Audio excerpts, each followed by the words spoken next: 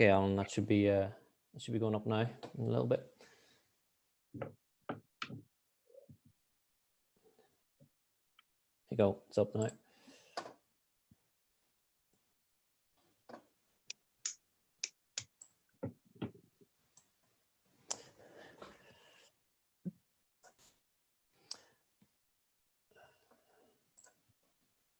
Okay, welcome everybody, and welcome to the fifth of our Movement and Skill Acquisition Ireland 2020 webinar series. Hope everybody is safe and well wherever you are in the world watching this. Movement and Skill Acquisition Ireland is comprised of Ed Collin, Phil Carney, Alan Dunton, and myself, Ollie Logan. And we're fortunate that a number of our speakers for our conference, which unfortunately we had to postpone, have given up their time to be with us on these webinars. And we've had a great response from our first 4 webinars, of which we've had Sarah Kelleher, Professor Keith Davids, Dr. Rick Shuttleworth, and Stuart Morgan, who was last week. If you want to see any of those, they are on our YouTube channel, which is MSAI Ireland. And you can follow any future webinars that we're promoting through our Twitter page, which is at MSAI Ireland. For those of you in the webinar today, just a bit of housekeeping. So we would request that you keep your mics muted during the presentation. If you do have any questions, please put them in the chat box, which should be down there on your computer or your mobile device. So please put any comments, questions in there. And then we'd like to go to our presenters today at the end of the webinar and offer you the opportunity to ask those questions. So please put those in the chat. If you're watching on YouTube Live, again, please post questions on the chat or the comments section, and one of us will pick those up and post those to the presenters today. So without further ado, I'll hand over to Ed Collin, who can introduce today's guests. Ed. Thanks, Ollie, and welcome everybody.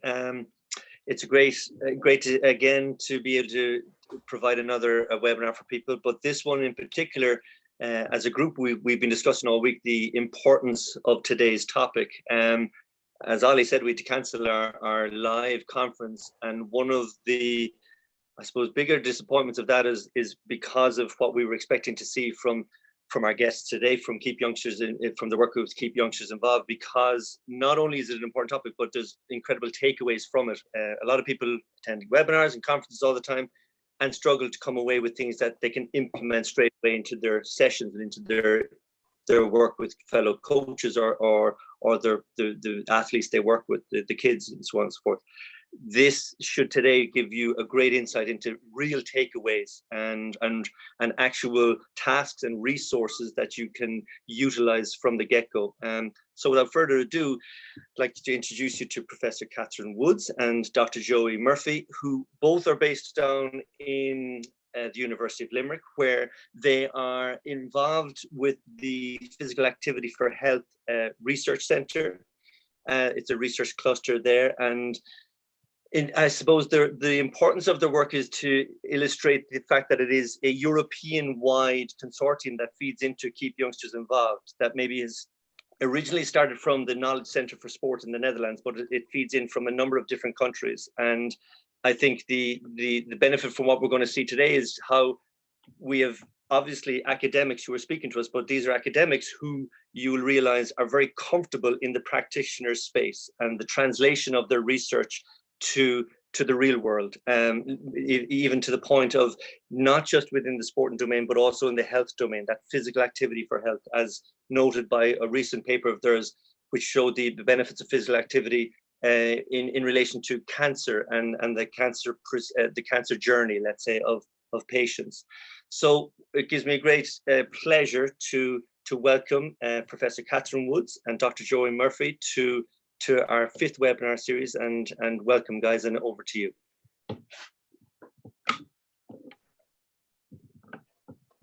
Thank you very much, Ed, and thank you to all of your colleagues in Movement and Skill Acquisition Ireland for inviting Joey and I here to speak to you today. It's a shame that we can't meet all of the delegates in person, because this was a practical session, really. So apart from getting everyone to stand up and move around while they're listening to us, I'm not sure how we're going to do that. But hopefully we're going to introduce you to a toolkit that we developed and show you where you can download and access the toolkit. And we're more than willing to answer any questions. And hopefully in the future, we will run practical sessions. So it may come to pass anyway. So before I begin, I'm presenting with Joey. Joey, I don't know if you want to say hello there. I just to echo what Catherine said, thanks a million for having us. It'll be great in the future to run the practical sessions again, because that really highlights the usefulness of the toolkit that was designed. But I'm sure that we'll be able to show you some photos within the presentation anyway. Okay, so the way we're going to work it, folks, is I'm going to start and then I'm going to hand over to Joey. So the first slide that you see there, and if we move on to the next slide, please, Joey.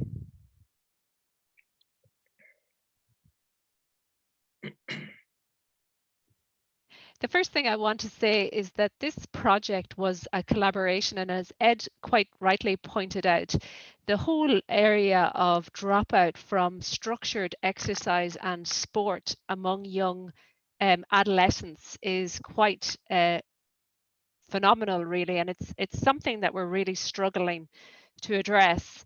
And it took about 6 years to plan this research proposal and then eventually to submit it. We submitted it to somewhere called Erasmus+. You can see it down there in the bottom right-hand corner. And this is a funding stream in Europe that is really open to providing opportunities for sports clubs to get involved with academic institutions in relation to conducting real and practical research with real-world impact.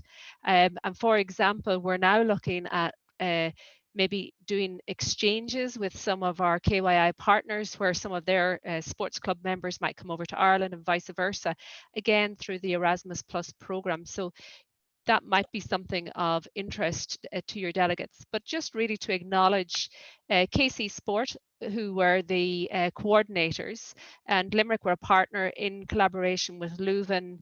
We had partners in Portugal, Romania, Germany, and Belgium. So we had quite a lot of partners, and Finland, across Europe. And what we were concerned with, if you move on to the next slide, please, Joey. Sorry. What we were concerned with, the overview of the project, is we were looking at the 12 to 19-year-old age group, and we really wanted to focus on children from low socioeconomic backgrounds. And our question was, how do we keep these youngsters involved? Now, that is a very different research question to how do we prevent, or how do we encourage them to adopt physical activity. We were only interested in the children who were already playing and attending and engaged in sport, and preventing dropout from that cohort. So how do we keep them involved? And some of the data that shows that this is a problem, we've some Irish data there from the GAA Super Games Centre and their report, and they show the dropout of young males from their GAA games. And you can see there at the peak of 12, 13 is the peak engagement. And as the children move on from 12, 13, 14, you can see the drop off over each age range. And it's not peculiar to Gaelic football. Here's another slide from the Netherlands, and this is swimming. And again, completely different sport, completely different training regimes, but a practically identical drop-off point for children and young people. So one, this is prevalent not only in Ireland, but beyond. 2, across sports, and 3, across individual sports, team sports. So it's important for all of us to try and establish how do we deal with this. So that led us on to the aims of our study. So we had 3 key aims, and the first one was to collect research information about either determinants or correlates of sports dropout from youngsters, for youngsters. Then to collect information on how we might motivate behavior change, what methods we might use to help behavior change with the coaching environment, and then look at auditing examples of practical tools from grassroots organizations. And the deliverables from each of these were, the first aim would help us to identify key factors for influencing dropout. The second aim would help us to identify a framework to understand the best way to combine these factors. And then the third aim was really from grassroots up, was to ask clubs, ask children what strategies they think might work or what are actually working in practice, and see if we could convert those into a toolkit that would be ready-made for implementation within sports clubs and organizations across Europe. So how do we do that? So Joey and I led in the first work package, we call it, and this was influencing factors. So where do you start? So the first thing we did was we wanted to do something called a systematic literature review, but that is a very timely and lengthy process. And we really needed to, we were working within the time frame of the program, so we didn't have long enough to do a systematic literature review. So instead we did something called a rapid review of the published literature.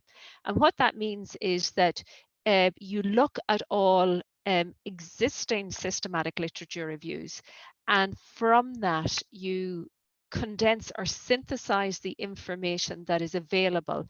It's not completely comprehensive, but it does give you a really good sense of what the key factors are within the peer-reviewed published literature from systematic literature reviews that have already been conducted.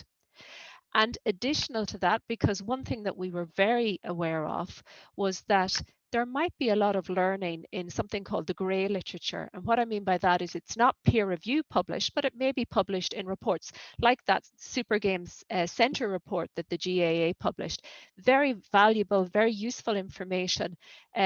So we had to have a double approach to this. One was the peer reviewed literature with a rapid review, and the second one was conducting a grey literature review and looking at the non-peer-reviewed published literature. So combining both of those, if we look at the results of the rapid review first of all, and what you do for this is you there are a number of databases that you can search, and within your databases you put in keywords that represents different concepts. So you might have a concept called dropout and you have a number of different keywords that reflect that. You might have a concept that reflects sport and a number of different keywords that reflect sport. So at the end of our search, we found that we had a total of 440 peer-reviewed papers that could potentially be relevant for identifying factors around sports prevention dropout. Now, a number of those were not relevant because they weren't related to dropout specifically, or maybe they were duplicates, and that left us with 41 abstracts that went to full peer review. So we looked at those abstracts, and from that we excluded a number of papers, 13, because they were looking at determinants to promote physical activity rather than prevent dropout. Another 8 were removed because they were not systematic reviews, and 2 were removed because they were not looking at sport or physical activity. So that left us with a review, a full paper review of 18 papers, and out of those 15 did not specifically target dropout. Even though dropout was mentioned somewhere in the article, it wasn't the specific purpose of the article. So we were left with 3 papers, and these are them, Baelish, Crane and Temple, and they are different types. So what they have done is combined a number of empirical studies, and I can't remember off the top of my head how many participants this is, but it's something around 30,000 children were involved in the combination of all of these different empirical studies across the whole globe, really, and they turned them into systematic literature reviews, and then we looked at the findings of these 3 systematic literature reviews. So when we went through them, the first thing that we did was we defined very specifically what we meant by sports dropout. And this is the definition that we use, a working definition that we use in Keep Youngsters Involved. And it refers to the prolonged absence of systematic practice and competition, either in one sport, which we would term sport-specific dropout, or across all sports, which would be sport general dropout. So a child could be either a sport-specific dropout or a sport general dropout. if you want to move on. And from then looking at the 3 systematic literature reviews and what they found in detail, we actually found that there are 144 factors related to sports dropout. So when we say that children are dropping out at this level, and we're trying to figure it out and we're trying to intervene and we're trying to change it, it is quite complex to do that. And I want everyone who's here to be aware that anything that you do is better than doing nothing. Ideally, have it informed by the best evidence that you can, but also know that even if you intervene and it doesn't work the first time, don't be heartbroken about that, because it is a complex situation that we're trying to achieve. Out of those 144 factors, 39 of them were significant. And what I mean by that is that by changing one of those factors, it led to a significantly better improvement in reduction of dropout from that sport or that general sports area. And 39 factors were significantly related to it, but out of those 39, only 14 were related to preventing dropout. So what do we mean by that? There's 2 ways that you can tackle prevention of dropout. One is you can try and promote more physical activity, but the other one is that you can start with the child in the club and try and keep them in the club. So you're not promoting more physical activity to that child, you're trying to hold on to them and keep them in the club.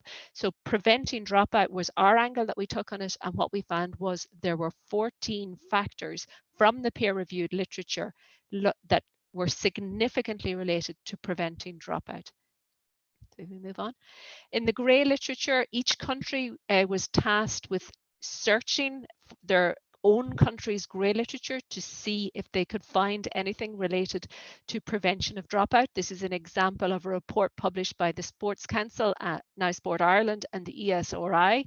And again, this is looking at keeping them in the game. It's looking at prevention of dropout.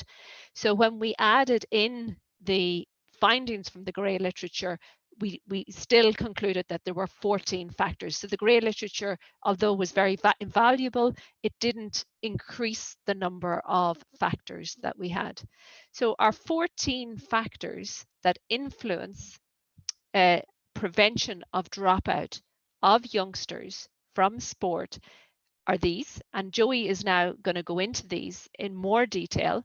So I'm not going to read through that full list, and I will hand you over to him. But what we hypothesize is that by addressing, for example, number 14, your club having a prevention policy, that everybody knows what it is, everybody knows what a definition of sports dropout is, everybody knows what that involves, that in combination with the others, maybe not on its own, but in combination with the others, will increase the intrinsic motivation of your children, will increase the enjoyment that they experience by coming to your club, will increase the social support that they receive and perceive to receive, but also give to others, that will change or increase the environmental support that they perceive to get and actually do get, will change their positive goal orientation towards participation and longevity in the sport, and ultimately will change the attitude. So this is how these 14 factors we hypothesize will work in terms of increasing these different outcomes in relation to the prevention of dropout. So I've been talking for a lot. Oh, Joey, am I doing this one? Yes, I think I am. Anyway, I'll do it. I forgot about this one. Okay, so we had our 14 factors. We had a hypothesis for how we worked, and this is the framework or the model, the theoretical model upon which we're basing our thinking. And this is adapted from the youth physical activity promotion model and also a prevention model developed in the Netherlands. And basically the question is at the top, how do we prevent sport dropout? And if you start with the personal demographics of a child, their age, their gender, things that are not really modifiable, then between that and preventing of dropout, the youth physical activity model purports that the child will have 2 questions. 1, am I able for this sport? And 2, is it worth it? And if they both of those are positive, then the child's predisposition towards the sport will be positive, and that will prevent dropout. So how do we influence this? Am I able, and is it worth it? Well, we do this through a range of factors. Joy, if you want to move on. And on the left-hand side of the model, you can see that there are enabling factors. And these enabling factors can be biological or behavioral to the child, their fitness level, their skill level, for example, but also environmental, either external to the club that you really have very little control over, or internal to the club, things like your policy, your training regimes, and so on. But these, if they are positive, they have the ability to enable the child. So that question, am I able, becomes more positive if your enabling factors are high. On the other side, we have the reinforcing factors, and these now are the influences of the peer, the parent, and the coach themselves. And again, if these are positive, then they reinforce mastery behaviors, they reinforce positive engagement, the sort of I coach kids philosophy, coaching the child, not the sport, and so on. But these are reinforcing factors that lead a child to have a positive answer to the two questions: am I able? Is it worth it? And then the reinforcing and enabling factors combine to enhance the predisposition of that child towards the sport, and ultimately the prevention of dropout. So I hope that I'm more than happy to answer questions on that at the end, and I hope that has made it clear. So I am going to hand you over to Joey now, I think. Yeah, so thanks a million, Catherine. It covers it really well. So what I'm going to be looking at now is kind of those 14 factors that sit within that enabling, predisposing, and reinforcing sections of the framework that was identified by the KYI team. So within even so these were some of the infographics that were created by the Keep Youngsters Involved team and the people in the Knowledge Centre of Sport in the Netherlands, who have that kind of resource or skill set for designing these sorts of infographics that were catchy and a bit more useful than just the words themselves. But even looking at, and in the actual comment box, I put a link to a fact sheet that is a bit, normally when we do this activity, we would hand out the fact sheet that has a definition for each of the 14 factors. Obviously takes a long time to read through them, but on that fact sheet in the comments box, there's it should bring you to the fact sheet on the Keep Youngsters Involved website. But even looking at something like autonomy, what we mean is that every youngster should experience a certain freedom of choice in his or her actions.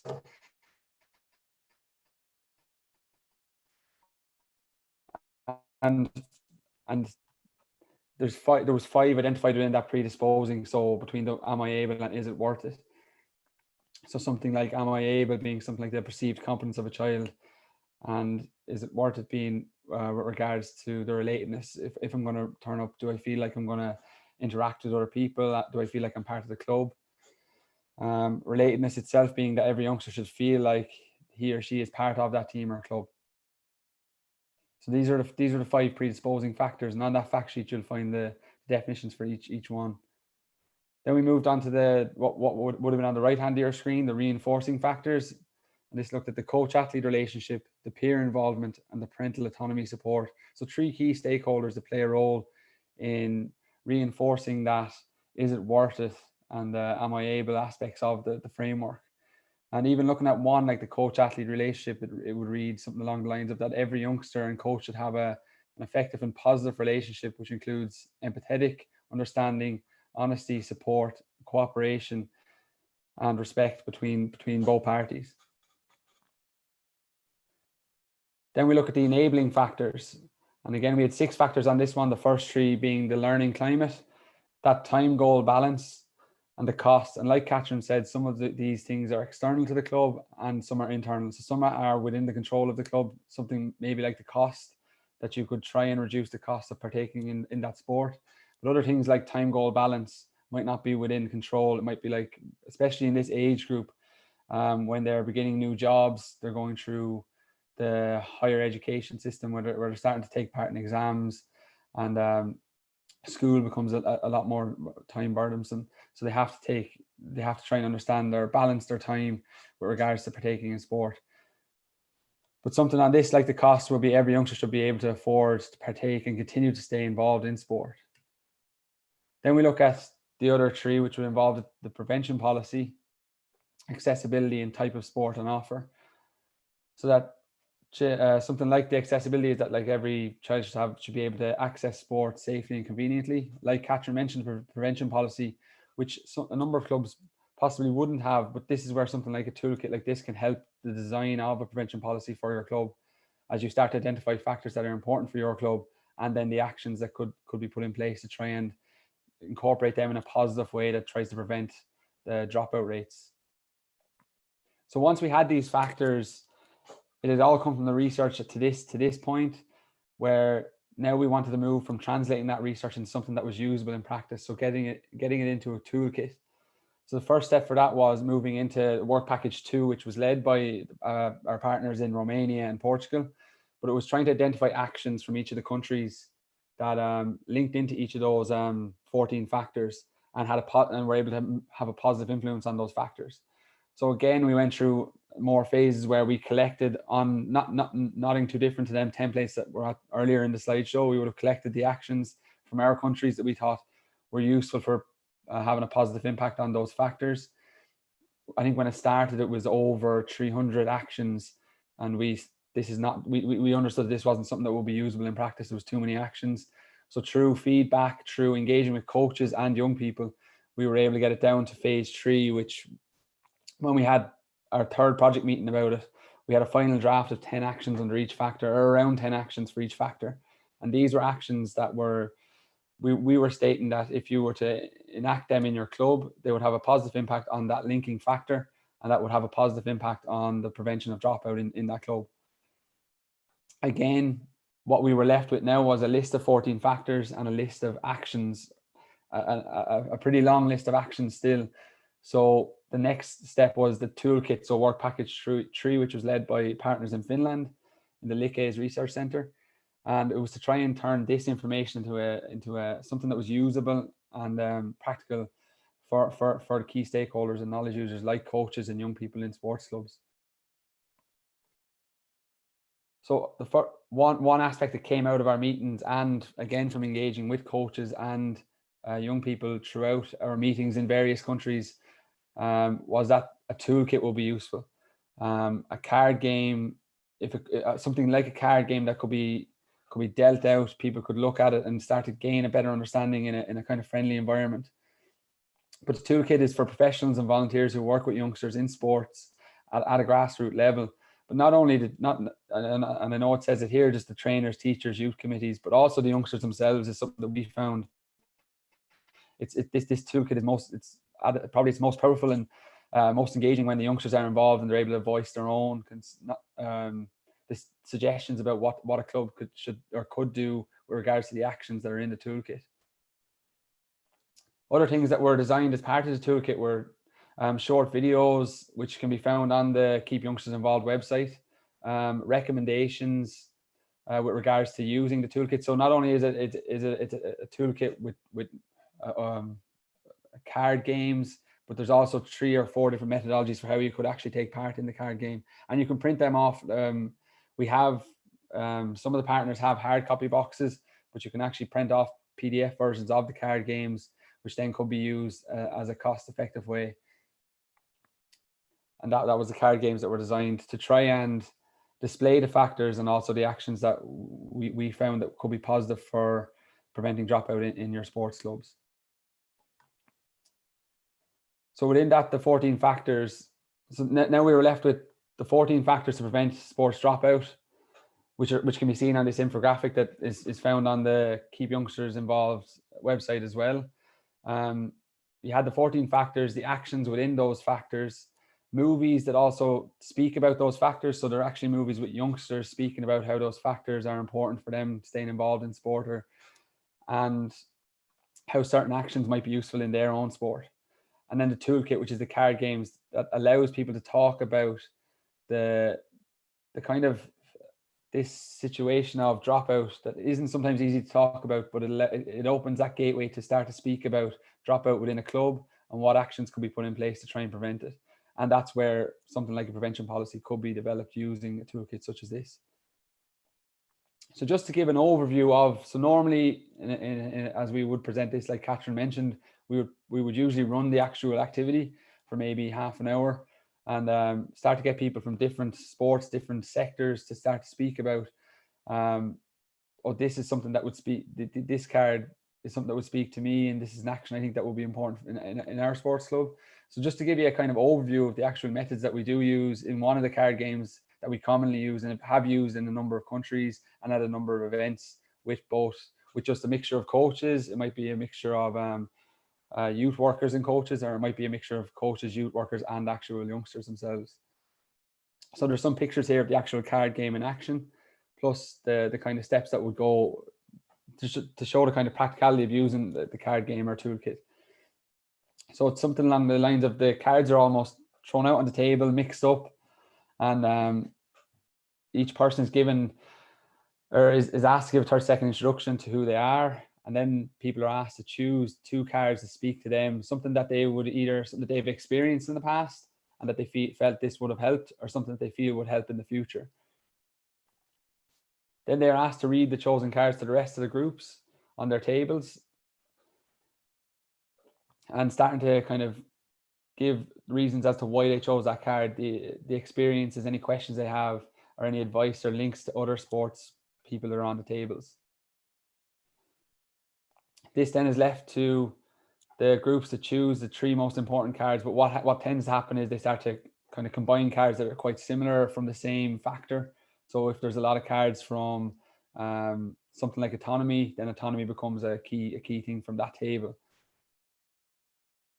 And then they start to share amongst the larger tables and start to see, is there any commonalities or any differences between tables? And like you can see in the bottom right hand corner, in that picture at the end, they sometimes like to incorporate, especially when youngsters are there, even with coaches and older people, that you start to incorporate a card game, like trying to build who can build the largest pyramid of cards to try and bring back in the fun element of the actual activity. So that's everything from us. Thanks for listening. I hope we were able to try and display the type of games is able to be played with the card games. But really, like to echo what Catherine said and Ed at the beginning, that this is really, we were trying to take the research and then translate it into something that was practical and usable for those key stakeholders at grassroots levels. And we feel that we have created something that's extremely useful for getting people to talk about this topic of dropout, but also to start to come up with solutions as to how you can prevent dropout in the future. So I'd like to thank the guys here at the MSAI for allowing us to speak, and I'm sure Catherine will echo that as well, but yeah, I'll finish up here. And if anybody has any questions, we're happy to answer. Joey, Catherine, thank you so much for that really, really important topic, and great the resources that are freely available. So again, if anybody on the webinar or on YouTube have questions, please post those in the chat or the comments box and we'll come to you. But Ed, I'll go over to you. I'm sure you have a number of questions you want to ask to start the Q&A section. Yeah, thank you, Ali, and Catherine and Joey, thank you so much. I've heard so much about this work, and it's great to actually see it in such detail. One of the things I'd like to just kind of touch on is the what clearly seems to be the kind of the link between the research and the evidence-based practice into, and I suppose the rigor that's gone behind this, to the translation out to the people that your target audience, essentially the target market being the adolescents. How important was that for you guys? Because when I see other types of programs over the years that have tried and failed, let's say, it was often because there wasn't this kind of rigor that went behind it. At what stage, and I suppose, you know, the fact that this is such a large collaboration, but how important is that for you guys, that there is that rigor that's behind everything? Hi, Ed. I'll answer that if I may, but Joey, if you want to jump in at any stage, please do. This was a very interesting project for me, because I went into it with a real sort of academic, scientific rigor. We have to do a systematic literature review. We have to publish in peer-reviewed articles. But it was led by a knowledge translation center. So in the Netherlands, they have an agency whose role is to bridge the gap between research, practice, and policy. That's their role, and it's all to do with sport and physical activity. So their role is to translate the research evidence into the practical practice. Wow. So they kept bringing us back, but actually for me it was quite difficult in the start, and I was kind of going, no, we need to do that. So there was a lot of conversation and communications that needed to happen about where do we get the bridge? Where is the bridge between the rigor and the evidence? And what you will see in the toolkit that we have developed is you have 14 factors, and underneath each factor you have what we call an evidence-informed strategy. So some of those strategies come from the peer-reviewed literature, for which we have got very robust scientific evidence, but others are evidence-informed from grassroots practice. This is what worked in our club when we were faced with a problem to do with social support among our children, to do with the conflict they have between schoolwork and coming to practice, however many times we want them here. So we have evidence-informed strategies that are grounded in one of the two, and that's the magic. I think that was the point that I was seeing from both your presentation there, is that this seems to have a better chance of sticking and reaching the target audience than anything I've ever seen, especially like if I look at even the 3 factors of like predisposing, that's embedded in self-determination theory, and reinforcing is embedded in Sophia Jowett's work around coach-athlete relationship, and the enabling is embedded around the biopsychosocial. But there's been so few of these type of models before, so that when it gets to a club and you're presenting to the chairman and their coaches and so on and so forth, it's always dropped short of that balance between what's actually we're being told from the ground, but also what the evidence is also telling us from the other way. Yes, yeah, agreed. And right. Joey mentioned there as well that the children are very important in this, and I can't overestimate that. But if you're playing this game, and it is a game, with the children, if you're doing it with your club, if you're really trying to tackle this dropout phenomenon, you've got to be willing to hear some things that you might not want to hear in terms of coach-athlete relationship and the struggle, because it is the perceptions of the child, you know, and you all sit around this table and you all have equal decision-making power. Yeah. And you're picking out, this factor is important to me because this is my experience in this club, and I like the strategy they've identified here, and I think this is something we should work on. But you then have to negotiate that and prioritize that with your club to turn it into your policy or your plan, your action plan.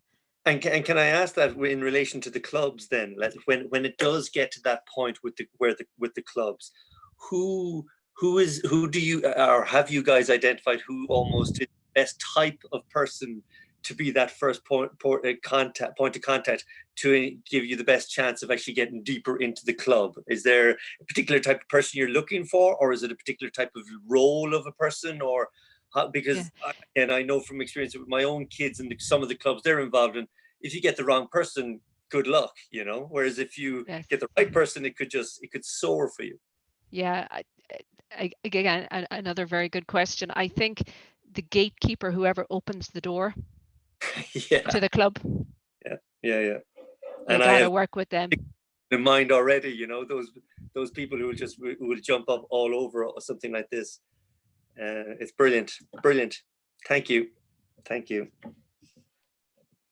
It's fantastic. Thanks, Ed. Thanks, Catherine. I'm just going to turn to the first question coming in from the floor. So May O'Leary has asked here, and again, we're going to ask May to ask the question herself, if that's okay, if the microphone is working, just in case you want to add a little context or there's any follow-up to come after the question. So May, can I call upon you to ask Catherine your question directly? No problem. Hi, Catherine. Hi, Joey. Hope you're keeping well. I just wanted to ask, was there anything that surprised you guys that children identified that would prevent dropout, that really stood out to you as something you weren't expecting? Question. Want to go first, Catherine, or I? That's when you have two people answering. Something that I suppose it didn't surprise me, but what surprised me was the level of impact. Was the conflict that children go through when they come into exam years in schools, and how we have imposed such a rigid education system that doesn't allow even very talented children. And we had children that were, you know, really loved and adored the sport, but were really struggling to meet the regimented requirement of practice. So the flexibility, both on the education side, but probably maybe a little bit less room for movement there. And the coach, that was one thing I was surprised about. Just was the level of impact that actually had on the most devoted children to a sport that you have. Yeah, for me, it was we heard it in I think nearly all the countries, and no matter what age group we would have been engaged with, but it was the autonomy side. They always said, please involve me in the decisions instead of telling me what to do. And that was such a big, for me especially, because I thought it's probably clear, but the amount of times it was said to us that I just involve me in those decisions about my sport, and I'm more likely to stay engaged. Yeah. And a real workable solution for that was presented to us by a club in the Netherlands was their club had set up a youth council. And the youth council could go to the board of the club. They had a seat, not necessarily a seat at the board, but they had a voice on the board. And they became responsible for preventing dropout. They were one of the strategies that they were using to prevent dropout from the sports club. So they would come to the sports club with their own solutions on how they would prevent dropout. So just by putting that structure in place and giving that formal voice to children to be able to ask the club for support worked very well for that club. Thanks, Catherine and Joy. Just to follow up, Catherine, what do you think there's any way around the dropout around Leaving Cert around that time? Is there anything we can do to combat it? I think from the sports participation side, we need to be flexible in relation to what the ask is of the children. Okay, thank you. That's great. Thank you very much. And I think just to emphasize, so Catherine's given a couple of practical examples there. When you go on the website and you see videos of the young people talking about their experiences and their inputs into the project, they talk about lots of different practical examples, things like the youth council. There are little videos of that, and that's a really rich source of ideas around how you actually make the transition and put this into practice. So things like, how exactly do clubs find a way to get that flexibility between study and practice? And I remember when I went to Amsterdam for the final conference and Keep Youngsters Involved, one of the youngsters that they brought in, so she was probably 17 years of age, and she sat down and she talked to the group about how her club had brought in studying within the context of the sport. So before the practice sessions, there was time and space, and it was encouraged for them to come in and do the schoolwork to try and facilitate that time balance. And those practical examples, I think, are really useful to have on the website. So thank you very much, May, and I encourage everyone to have a look at those. We're going to go over to Adele Randalls next, who's got a next question for us. Hi, Catherine, Joey. Thanks. It was really interesting. I suppose you've touched on some of my question, really. It's just wondering, was there any very significant cultural differences amongst the countries involved? I know you've touched on some elements, but some things that people are doing or able to do that we would never have thought of doing in Ireland.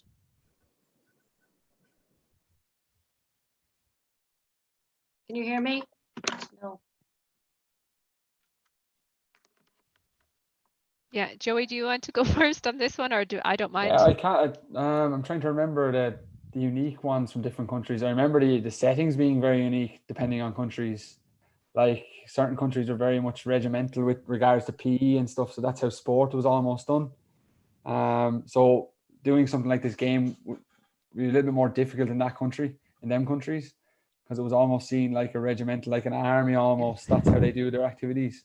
And then I remember without naming the particular without country. naming the particular country.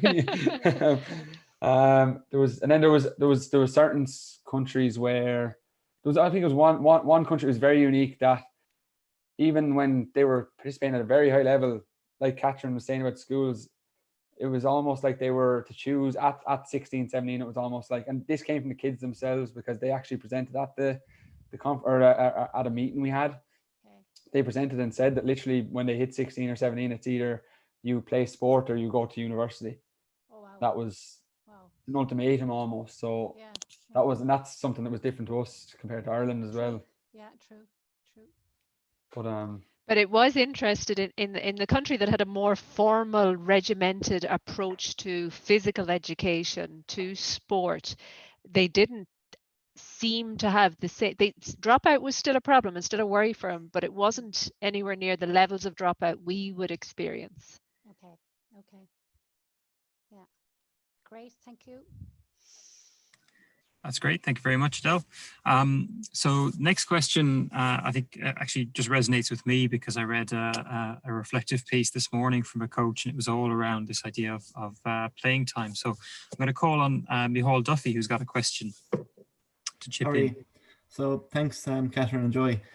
Where does playing time for teenagers fit in? I'm kind of from a GAA background, and it's the second you get to 14, winning seems to take over. And I know the Super Game Centre is a big step in the right direction, but how do you think making sure everyone gets sufficient time to play is got? Yeah, now what you're looking at here, Micheál, is a systems change, actually. It's a change in the whole way that the club, what is the key outcome of the club? And we had many debates and discussions about this.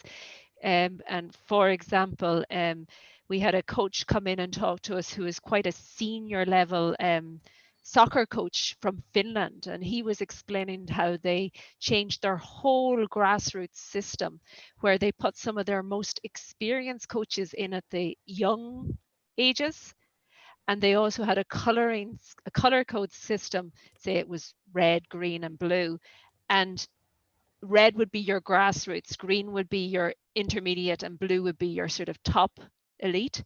But every club was required to have a number of different avenues for children to be able to play at any of those three levels. So you were not considered a club unless you were able to offer opportunities across the three different, the introductory learning to play, the competitive fun recreation, and then the more high level. And you were rewarded if children, rather than drop out, drop down. So if they were training 5 days a week, they went to training maybe 3 days a week, but they moved more into the recreational arm, for example. But that was a system, that was a structure. Every club did the same. So there was always somewhere for a child to go, irrespective of their ability at which they wanted to play at. Okay, thank you. Catherine, sorry, sorry, Phil. Go for it. A lot of those things that really resonated with me around, particularly the youth council. So I was going to ask a question about the youth committee and whether that actually facilitated or prevented dropout. But I think you've probably covered in essence that. But I'm interested for the prevention policy. Are there any frameworks or templates that are available for clubs or individuals to kind of use it as a guidance on that? And are there any clubs, certainly within this country, that have completed that, and what's been the result? What's been their feedback? Yeah, I think a very good question. I don't have any examples to hand myself, and I don't know whether Finland or the Netherlands had them. They were tasked with sort of coming up with the templates and that, but I can't remember offhand whether we have them. That's grand. And just another one for me, and then we'll move on again, is were there any gender differences that came out? So particularly pertinent for me in our club is that we've identified for and I'm in a cycling club is for any female youth participants is maybe sometimes a lack of a female role model or a female adult role model. So we try and you know, facilitate that within the club, so they're not always going out with the boys all the time. So just interested to any views on gender differences that you noticed. Yeah, now we didn't, so our task wasn't really to evaluate dropout per se. So we were looking at what was already there and synthesizing that and translating that into practice. But I do know from the CSPA report, so we've done longitudinal research on the CSPA report, that's the Children's Sport Participation and Physical Activity, and there are different factors related to dropout for girls than boys. So how the toolkit is used is that it is significantly broad enough because it covers the 14 factors that were either significantly related or very strongly related to prevention of dropout, irrespective of whether you're male or female. Okay. So in the toolkit, a female might pick different strategies that would prevent her from dropping out than a male would. But that's the beauty of the toolkit, because it covers the range of strategies that we know work, and it's up to the club and the children to co-create the actual strategies and the plan that works for their club, bespoke to their club. Yeah. Okay, great. Thank you, Catherine. Phil, we've had a couple more questions come through, have we? We have, yeah. So I'm going to pass over to Martin O'Sullivan next. Yeah, Martin, you should be good to go there. Yeah, you can hear me. Thanks. Perfect. Just my question is, I suppose, with athletes involved in multiple clubs and sports, who would actually lead this? You know, because you have probably all different clubs wanting, you know, between GA, soccer, rugby, athletics, all. If you have a very star athlete, everybody wants a piece of him. So I suppose it's driven more or less from the family, but obviously you'll have, how do the clubs kind of, I suppose, get a foot in, and what club? What I'm trying to say is that if let's say my club went in and tried to, I suppose, take the athlete and go through all these questionnaires and games and stuff, the other club will kind of look at and say, hey, how is there any experience out there that, you know, you don't want to be stepping on toes of another club, and what giant up thinking is the best approach to an athlete? Yeah, Martin, a very, very real question for an awful lot of young children.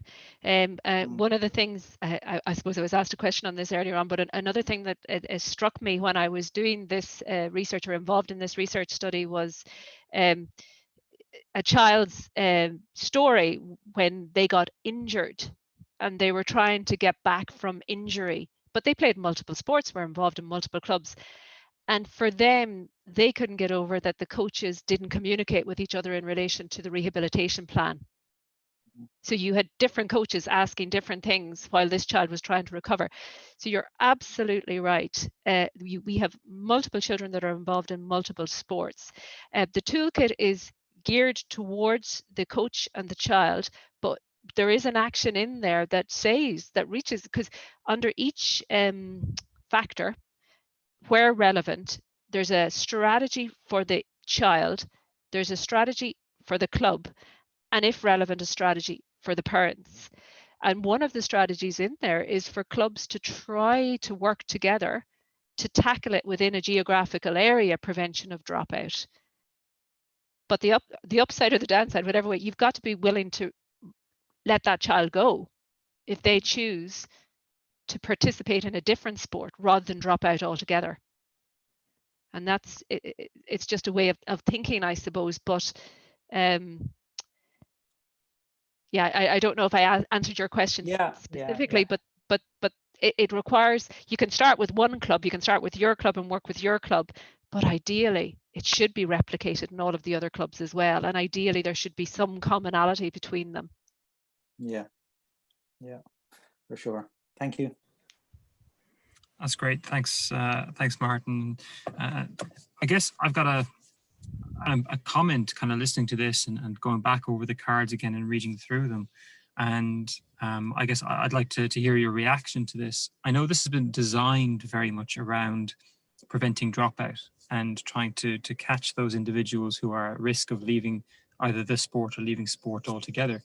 But when you look at the range of tools, when you look at the practices for clubs, for parents, for athletes themselves, I think you've got a set of tools here that would elevate the quality of participation in sport for everybody, not just those at risk of dropout. I guess I'd like to hear your comment on this. This isn't just for clubs where there's a risk of dropout.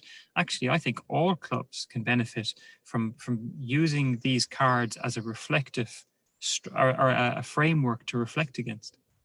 Yeah. And sorry, Joey, I seem to be jumping in all the time, so I will let you go first on the next question, I promise. If you succeed in preventing dropout, then you've generated somewhere children want to be. So absolutely, you're completely right. If we succeed in preventing dropout, then children will want to come and stay in our clubs. So what we decided early on was to simplify what was a very complex 144 factor field. We would really try and focus on ones that were about prevention of dropout and get people thinking along those lines. I'm doing this to prevent dropout, but the unintended consequence it probably will increase promotion of physical activity and encourage children to stay. Yeah, that's great. Thanks, Catherine. I think we're heading over to Ed Collin for the next question, possibly one of the heading towards the end of the time now. So over to you, Ed. Oh my word, so many questions, so many great questions that have come in. So thank you very much to everybody who's been. I suppose I'll go back to some of the comments that you guys mentioned in response to Hall Duffy's question. I love that phrase, dropout versus drop down, that capacity to create a pathway within a club that's not based on a hierarchy, but just based on a pathway of participation. You're staying involved, staying with us in whatever capacity that you choose. And I suppose the question I have is the top down versus bottom up approach. Where would you guys, if you had your ideal situation here to make the biggest impact, or is it a joined up thinking? Where is the ultimate approach from your perspective, be it NGBs versus Sport Ireland versus government overall versus the clubs, or how do we get to a place where we're at least even moving towards a model of a drop down versus a dropout? Yeah, I think for me it comes as bi-directional. So it has to come from the top down. Like I don't know if Phil might have mentioned it to you guys in the MSAI, but us trying to kind of incorporate this Keep Youngsters Involved toolkit through that Sport Ireland coaching modules. So that being this top down approach of using a toolkit like this to try and incorporate the key messages and the key actions that could be used, and even the way Phil was talking there about it being a way of just even enabling clubs to talk about something like dropout, but also the willingness of clubs to be open to changing their I suppose the system, the way it works.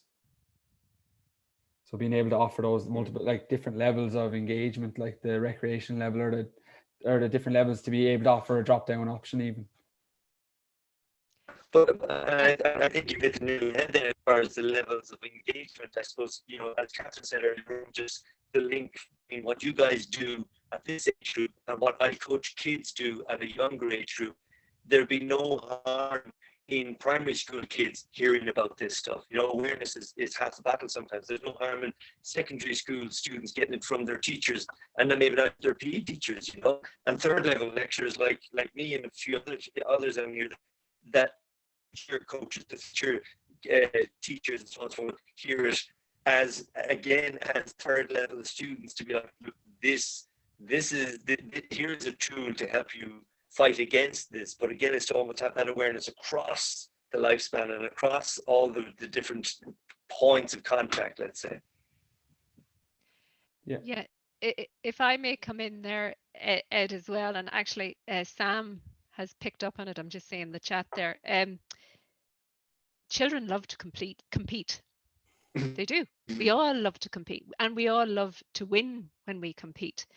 So yeah, my one thing to any club dealing with this is it's not a quick fix solution we have here. So running an intervention in this season, you may see the benefits of it in 3 or 4 seasons time. So there'll be a lot of potential pushback of why are we devoting these resources to so few children or whatever.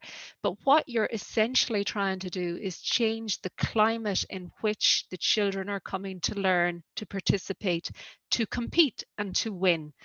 And all of those are valuable. And Sam asks there about any involvement about going beyond adolescence. Well, those conversations need to start early. So when children start competing, they can compete, you know, the LISPA model, compete to win or compete to train but equally compete for health and well-being and for life and enjoyment. Those messages need to be woven into the pathways as the pathways evolve and develop. It is very hard to come into a traditional system and then try and build the pathways down. Very, very challenging, and it will take time and it will take effort. And you know what? It might take a little bit of a push from the funders to make it happen at policy level. But ultimately, I do believe it will be worth its weight in gold, because it will pay back to the club in time with additional participants being involved for longer and greater longevity of your club. Yeah, you make a brilliant point there about that need for that sustain. It may have a great uptake in the initial stages when it's kind of a new, but it's when they come back after the summer holidays at the end of one season and the start of the next season, there's that gap, and to go again and to have that sustained, because I've seen research around the Daily Mile, which was really strong in some places, really strong in the school, and then great up to Christmas, great, and even managed to drop off after Christmas, because then they kind of forgot about it over Christmas. But then a big drop off after that first year, because there's such a break in the summertime. You're like, no, this isn't just, it's almost like a puppy isn't for Christmas only. It's like, you know, keep youngsters involved isn't just for one season, it's for every season ahead, let's say. Yeah, absolutely. That's key. Great, brilliant. Guys, thank you so much. I've gotten so much from this. My notes, I have pages of notes again. Yeah, Joey and Catherine, yeah, thank you very much. Such an important topic.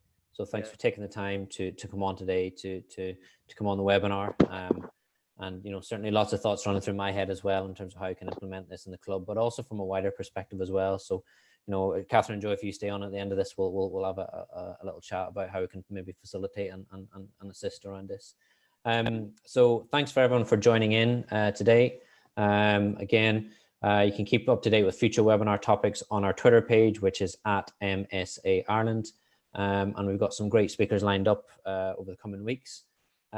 Also, any feedback, comments, please send those through on the Twitter. And also, any of our previous webinars that we've had are currently on our YouTube page, as are the presentations from our MSA Ireland 2018 conference. So check that out on YouTube and subscribe as well, and you'll get updates when new videos get on there. So that's everything from us today. So I hope you have a great weekend, and hopefully see you on a webinar in the near future. Cheerio now. Thanks, guys. Bye. Thank you.